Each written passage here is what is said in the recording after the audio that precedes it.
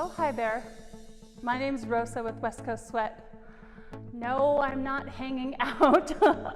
I'm actually in position to do side knee tucks. Phenomenal exercise that we do in IHP with resistance bands. And we'll talk a little bit about resistance band too.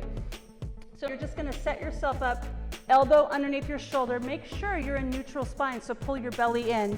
You can see I have a resistance band just about an inch or so above my knee.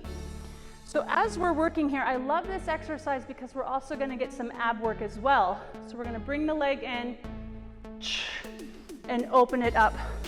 Bring the leg in and open it up. So some key things to remember, if I keep my toes pointed, that's gonna really work more of the leg muscles. If I keep my foot flexed, that's really gonna make the glutes really engage.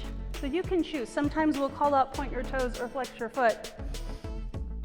I love this. Keep your stomach in, and as you extend out, you feel really good work all throughout the legs. Now, here's what's really important when working with bands.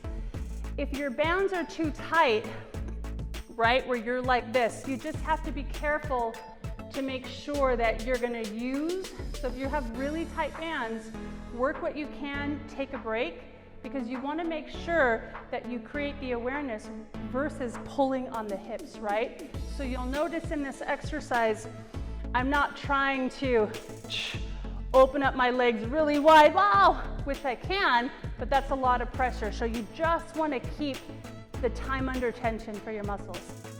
Next IHP spiked class, and I'll see you there.